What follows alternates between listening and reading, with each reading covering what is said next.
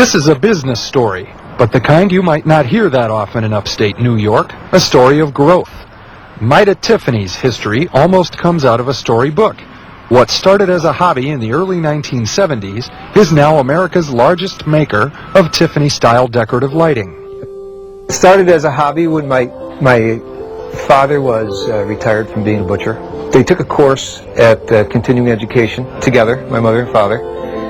And within a week or two, I think my father was teaching the instructor.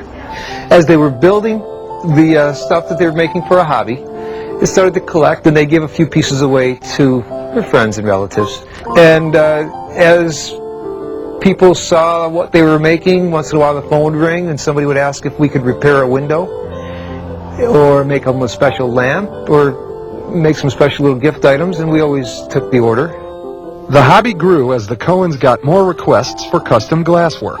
It became a serious full-time business after Bob began driving around the state with extra samples of their work. I think at the time I had a 1966 Volkswagen bus, and instead of driving it directly back to Utica and putting it in the shop, I just had to drive around the North Country and try to sell it to lighting stores or antique stores or gift shops, which I had some success with.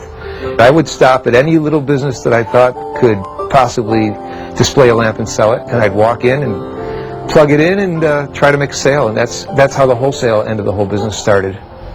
Tiffany lamps are world famous, and authentic originals are almost unbelievably valuable.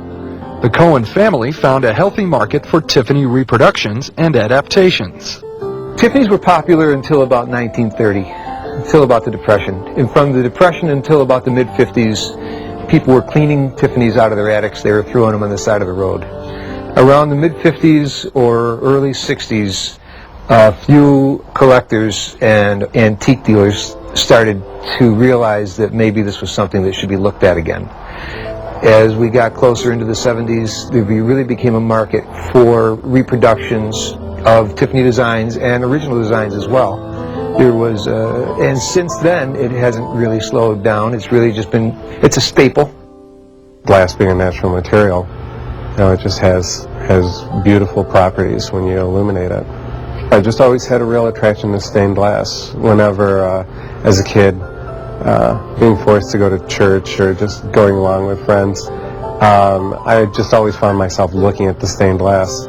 You can have, you know, just a whole rainbow of colors in an object, and depending how you light it, or if it's a stained glass window, when the sun hits it, it just becomes truly beautiful. It's amazing that people can do something that, as Louis Tiffany said, can rival nature.